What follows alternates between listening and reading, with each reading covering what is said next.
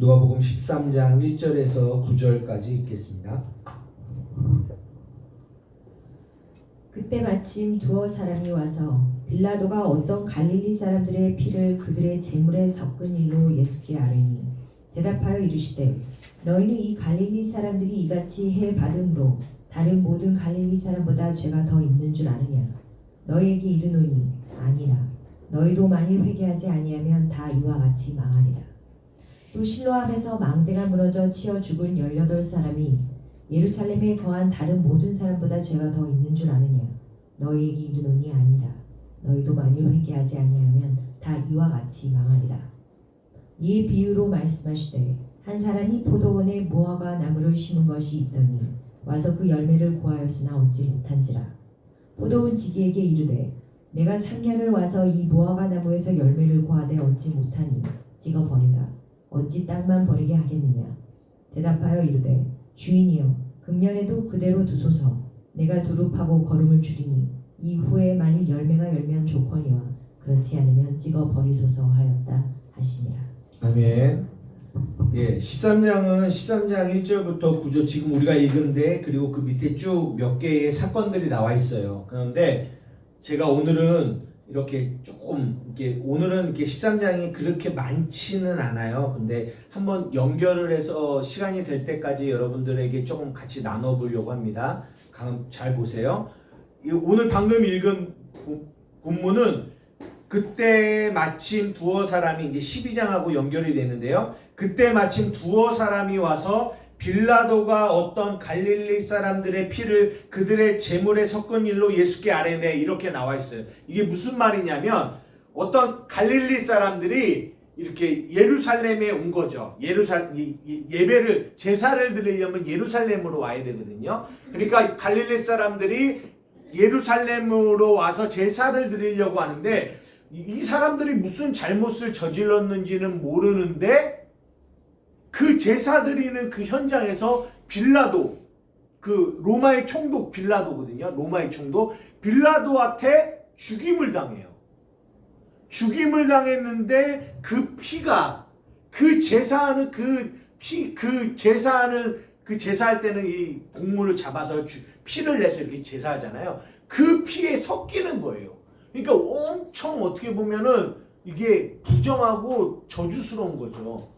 근데 그 모습을 사람들이 이렇게 가만히 지켜보다가 뭐라고 하냐면 예수님 이런 일이 있는데 그러면 저 갈릴리 사람들이 얼마나 죄를 많이 졌길래 저런 일을 당했을까요?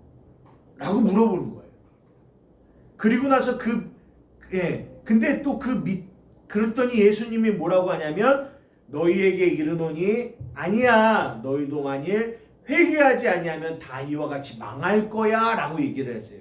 그리고 나서 예수님이 하나를 덧붙여서 그 시대 때 또 일어났던 일들을 또 하나 얘기하는데 실로암에서 망대를 이렇게 짓고 있다가 그 망대가 무너진 거예요.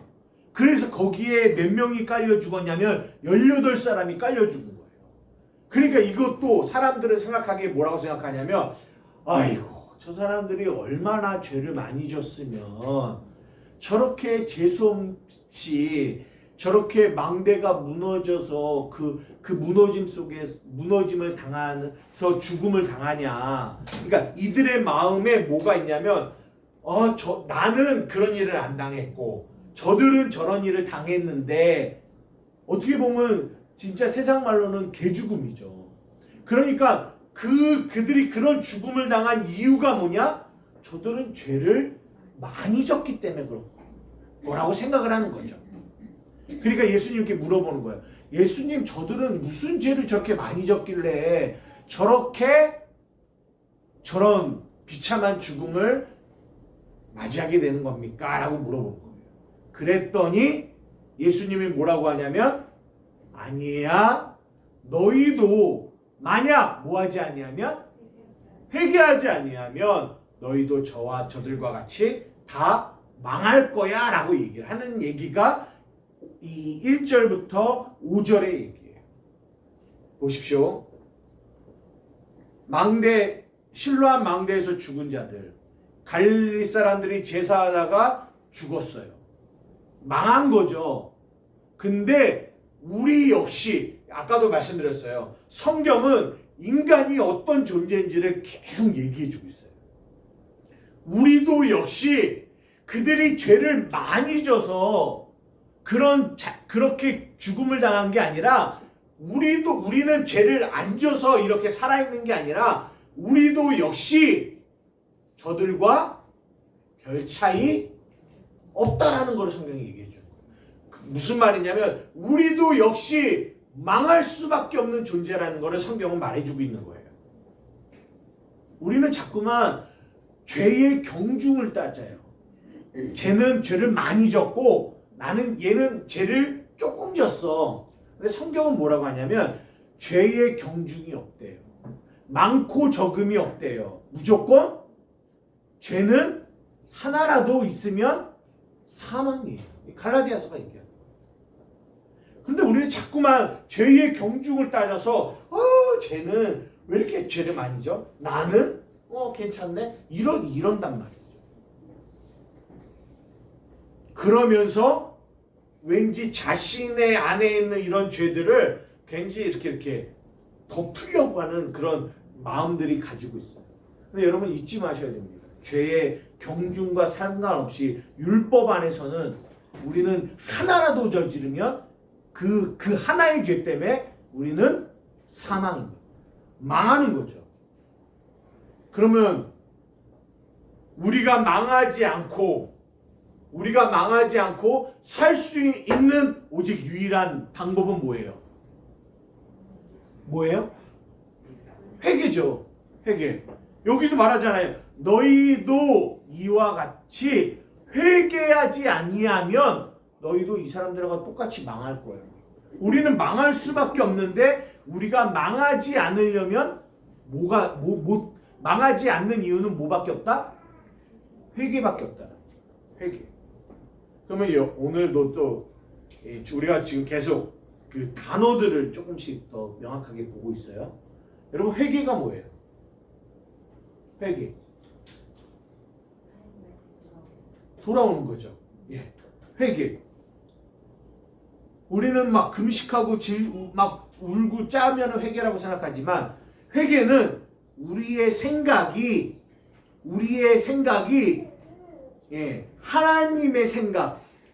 하나님의 생각으로 돌이켜지는 거를 회개라고 얘기해요. 우리의 생각. 그럼 한번 봅시다. 지금 이 본문을 가지고 만약에 저분들과 같은 교리를 가지고 계신 분들이 설교를 하면 어떻게 설교를 할 거냐면 너무 설교하기가 좋아요. 왜? 봐라. 너희들 죄 졌어. 너 봐라. 너희들 뭐 해야 돼? 회개해야 돼. 근데 이분들이 생각하는 회개의 주체가 누구예요? 나죠. 왜요? 당연히 내가 회개를 하는 거니까. 그러니까 내가 회개를 하는 거죠. 봐라. 너희들 이렇게 회개해야 너희들 멸망하지 않아. 그분 지금 보았던 이 메시지 안에서 보면은요. 명확해요. 아, 맞다. 내가 회개를 안 하면 나는 멸망이구나. 내가 교회 다니지만 회개하지 않냐면 나는 뭐 하는 거예요? 망하는 거구나. 너무나 쉽게 이해가 돼요. 이 메시지를. 그리고 그렇게 해석을 할 수 있죠. 왜? 그냥 봐도 그렇게 흐름이 가니까. 근데 여기서 물어보잖아. 여러분, 회개라는 게 내가 하나님의 뜻을 깨달아서 돌이키는 거를 회개라고 했어요. 여러분 이거 공감하세요? 이게 회개거든요. 그럼 물어봅시다. 여러분, 여러분의 노력과 여러분의 열심으로 하나님의 뜻을 하나라도 깨달을 수 있습니까? 있어요? 없어요? 우리가 마태복음을 이렇게 좀 보고 있잖아요. 한번 찾아봅시다. 마태복음 11장 25절에서 25절만 볼게요. 읽어주세요. 1장이죠? 11장 마태복음 11장 25절. 그때 예수께서 대답하여 이르시되 천지의 주제이신 아버지여 이것을 지혜롭고 슬기 있는 자에게는 숨기시고 어린 아이들에게는 나타내심을 감사하나이다. 예, 천지의 주제이신 아버지 이것을 지혜롭고 슬기 있는 자들에게 어떤 이들에게는 뭐 하세요? 숨기세요. 그리고 어떤 이들에게는 나타내세요. 그러면 우리가 지금 회개라는 걸 보고 있어요. 숨겨진 하나님, 여기서는 이것이 뭐냐면 아버지의 뜻이거든요. 하나님의 뜻을 어떤 이들에게는 하나님이 뭐 하세요? 숨기세요. 그럼 어떤 이들에게는요? 이것을 드러내세요. 그러면 물어봅시다. 누가 회개할 수 있는 거예요? 숨겨진 자들은 회개를 하고 싶어도 할 수가 없어요. 왜요?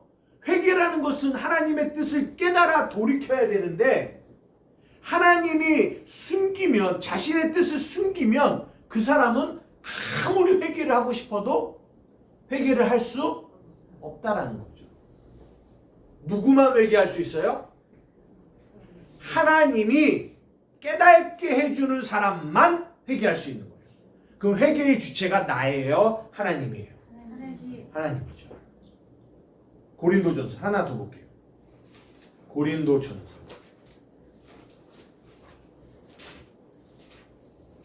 2장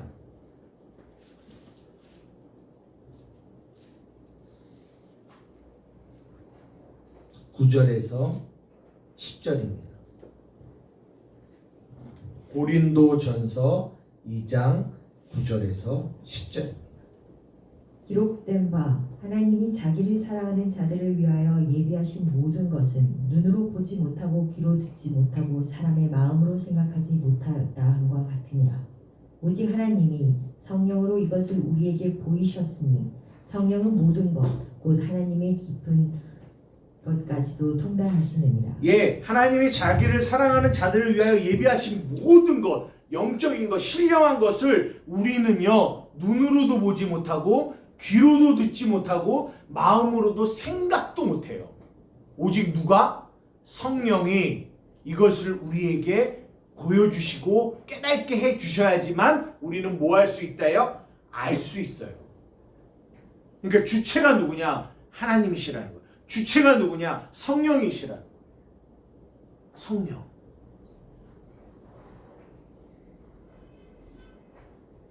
그런데 아까와 같은 가르침에는 그 회개의 주체를 누구에게 잡냐면 나에게 잡아요.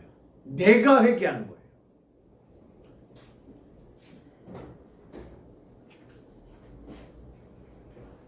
다시 본문으로 돌아갑시다. 13장. 그러면서 회개가 뭔지를 예수님이 이 위에 대한 이야기를 하시면서 6절부터 9절까지 비유를 하나 말씀하시는데 어떤 비유냐면 한 사람이 포도원에 무화과 나무를 심었는데 열매를 구하였는데 얻지를 못한 거예요. 근데 몇 년 동안 넣냐? 3년 동안 넣네. 근데 결론적으로는 뭐예요? 열매를 못 얻었어요. 그랬더니 주인이 뭐라고 하냐면 야, 왜 땅만 버리냐? 이거 다 뽑아버려. 안 되겠다. 그랬더니 누가요? 포도원 지기가 주인이요. 금년에도 그대로 두세요. 여기서 그대로 두라는 말은 용서해 주세요. 면제해 주세요. 이런 말이거든요. 용서해 주세요. 내가 뭐예요? 두릅하고 그리고 거름을 주겠습니다. 그리고 열매를 열면 좋지만 그렇지 않으면 찍어버리 달라고 얘기를 해요.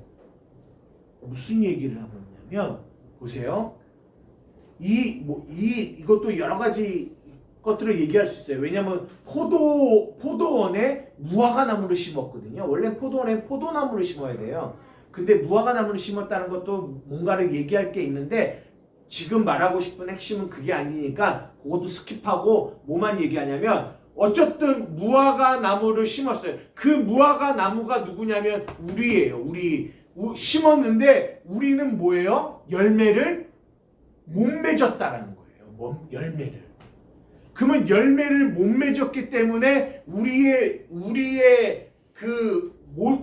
이 미래, 우리의 처지는 뭐예요? 찍어서 버림받을 존재라고. 우리는 그럴 수밖에 없는 거예요. 위에서 얘기하는 거랑 똑같아요. 너희도 뭐만 없으면, 회개만 없으면 너희도 이와 같이 망하는 존재야 라는 거를 고스란히 밑에서도 똑같이 얘기하는 거예요. 너희도 원래 봐라, 이 무화과 나무가 3년이 지났는데 열매 없어서 찍혀버림을 당해야 될 처지에 놓였단 말이야. 이게 뭐예요? 너희의 모습이야 라고 얘기하는 거예요. 근데 여기도 소망이 하나 있어요. 누가 소망이에요? 포도원지기. 아까 위에는요, 회개. 여기는요, 누가 소망이에요? 포도원지기가 소망이에요. 왜요? 포도원지기가 중재자로 나서는 거예요. 주인이여, 금년에도 제발 그대로 두세요. 내가 불을 파고 거름 주고 할게요. 이게 무슨 말? 여기서 포도원지기가 누굴까요? 예수님이죠. 예수님이에요. 뭘 얘기하려고 하냐면, 우리는 열매를, 하나님이, 주인이 원하는 열매를 맺을 수 있는 존재가 아니에요. 아니에요. 우리는 그런 존재라고요. 그런데 그런 존재인 우리에게 내가 열심히 신앙생활을 열심히 하면 구원에 이르고 열심히 안 하면 지옥 간다라고 하면, 그런 열매를 맺지 못하는 우리에게 그런 가치를 두면 어떡하겠냐라는 거예요. 우리의 소망은 우리에게 있는 게 아니에요. 그 회개의 주체가 누구라고요? 이제 누가복음 15장에 가면 이 회개를 또 한 번 언급할 건데요. 그때 더 자세하게 얘기하겠지만, 뭐냐? 회개는 내가 주체가 아니라 하나님이 주체라고. 무슨 말이냐? 소망이 하나님께 있다라는 거예요. 이 밑에 얘기도 뭘 얘기하는 거냐? 너희는 열매를 맺을 수 없는 존재들인데 너희들에게 유일한 소망은 누구뿐이다? 예수, 포도원지기 뿐이다라는 거를 성경이 얘기해 주고 있는 거예요. 그 똑같은 얘기를 밑에서 또 해요. 뭐라고 얘기해요? 보세요. 예수님께서 안식일에 회당에서 가르치시는데요. 어떤 사람이 나오는지 보세요. 11절 18해 동안이요. 18년 동안 뭐 했어요? 귀신 들렸어요. 앓으며 꼬부라져 조금도 펴지 못하는 사람. 성경이 이렇게 이 사람을 얘기해요. 18년 동안 귀신 들려 앓으며 꼬부라져 조금도 펴지 못하는 사람이라고 성경은 말해주고 있어요. 이게 누구다? 이게 우리였다라는 얘기를 성경이 지금 하는 거예요. 이게 이 위에 열매 맺지 못하는 무화과 나무 얘기를, 이 밑에 그 비유를 이 현장에서 현장 학습으로 보여주고 있는 거예요. 18년 동안 귀신 들려 앓으며 꼬부라져 조금도 펴지 못하는 여인.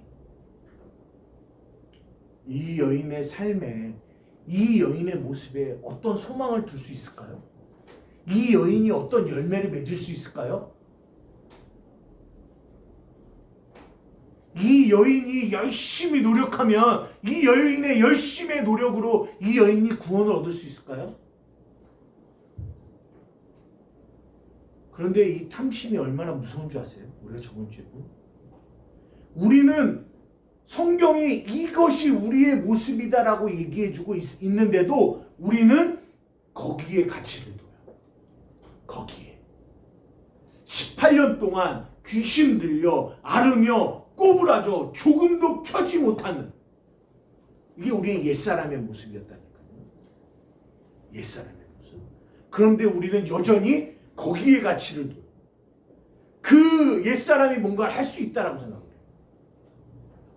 근데 이 여인이 보십시오. 이 여인이 있더라. 12절 예수께서 보시고 불러 이르시되 여자여 내가 내 병에서 놓였다 하시고 안수하시니 여자가 곧 펴고. 하나님께 영광을 돌렸더라. 지금 이 포도원 지기가 땅을 파고 거름 주고 있는 거 보이세요? 지금 포도원 지기가 열매 맺지 못하는 이 무화과 나무에 여러분 이 땅을 파고 거름 주고 있는 거 보이세요? 그에게 안수하시니 그 여자가 폈다. 그리고 열매를 맺는데 어떻게 맺어요? 하나님께 영광을 돌리는 열매를 맺고 있다.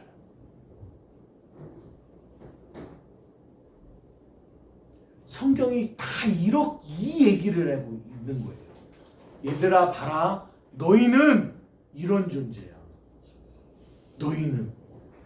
그런데 우리는 이런 존재인 아무 열매를 맺지 못하는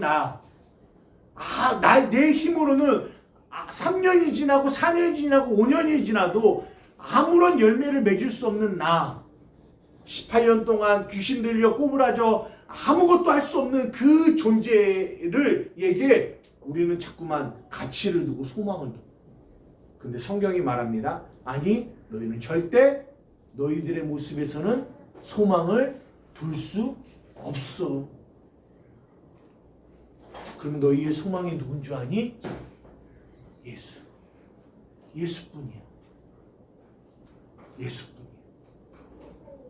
너희의 소망은 예수뿐이야. 그런데 이게 문제가 뭐냐면 그 밑에 하나님의 나라는 뭐와 같습니까? 라고 하니까 뭐와 같대요? 겨자씨와 같대요. 겨자씨 여러분 보셨어요? 이스라엘의 겨자씨 진짜 조그마거든요. 보이지도 않아요. 그러니까 겨자씨와 같다라는 거예요. 또 뭐와 같대요? 누룩과 같대요. 누룩은 이 밀가루 안에 들어가면요 보이지도 않아요. 누룩이라는 존재가. 그러니까 여기서 겨자씨와 같다, 누룩과 같다라는 거는 작고 보이지 않는 초라한 거예요. 그러니까 뭐예요? 사람들이 가치를 안 둬요. 예수의 가치를 안 둬요. 얼마나 인간이 미련하냐면 그렇게 작고 초라해 보이니까 예수에는 가치 안 두고 전혀 열매를 맺지 못하는 자신에게 더 많은 가치를 둔, 내가 뭔가를 할 수 있다라는 생각을 자꾸만 가지고 있단 말이에요. 그리고 저런 메시지들이 그런 우리 안에 있는 이 욕심에 뭘 뿌려요? 기름을 뿌려요. 너는 할 수 있어. 너가 해야지. 몸부림쳐야지. 죽기까지 분투해야지. 라고 기름을 뿌려요. 근데 그들은 그런 존재가 아니에요. 열매를 맺을 수 없는 존재. 그러니까 어떻게 하겠어요? 몸부림을 치고 몸부림을 쳐도 율법의 행위로 의롭다함을 얻으려고 해도 결국은 안 돼요. 안 되는 자신을 발견해요. 젊었을 때는 열정이라도 있죠. 점점점 가다 보면 자신이 그럴 수 없는 존재임을 깨닫게 되면 여러 가지로 넘어지는 가운데로 가게 된다. 그런데 은혜가 뭔지 알아요? 이 겨자씨만 그리고 누룩과 같은 그 예수가 우리 안에 들어왔더니 그 겨자씨가 어떤 일을 발생하냐면 여기 뭐라고 해요? 그 겨자씨가 자라 나무가 되어 공중의 새들이 그 가지에 깃들었더라. 그러니까 처음은 너무 작고 보이지 않지만 그 안에 예수의 생명이 우리 안에 들어왔더니 우리 안에서 어떤 일을 하더라? 자라더라. 그 생명력이 자라더라. 그 은혜가 자라더라. 그러더니 그 나무가 커져서 많은 이들이 그 나무 안에 위로를 받고 힘을 얻더라. 라는 얘기를 하고 있는 거예요. 누룩도 마찬가지. 그랬더니 어떤 사람이 23절에 주님 구원을 받을 자가 적어요? 라고 물어보는 거예요. 그러니까 예수님이 뭐라고 해요? 좁은 문으로 들어가야 돼. 누가 좁은 문일까요? 좁은 문이 어떤 문일까요? 예수만 의지하는 문. 예수만 믿는 문. 넓은 문은요. 너의 힘으로, 네 노력으로, 네 열심으로 갈 수 있다라고 하는 거예요. 그러나 많은 사람들은요, 그 예수가 어떻게 보이는 줄 아세요? 겨자씨만 같고 누룩같이 보여요. 그러니까 초라한 거죠. 성경 한 구절 마지막으로 찾아서 이사야 53장입니다. 복음을 굉장히 잘 설명해주고 있는 장이 53장인데요. 1절, 2절, 3절 한번 읽어보겠습니다.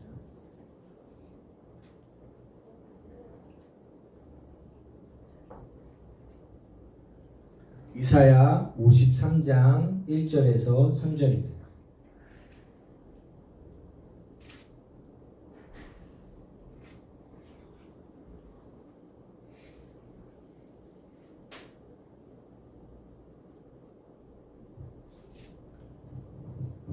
우리가 전한 것을 누가 믿었느냐? 여호와의 발이 누구에게 나타났느냐?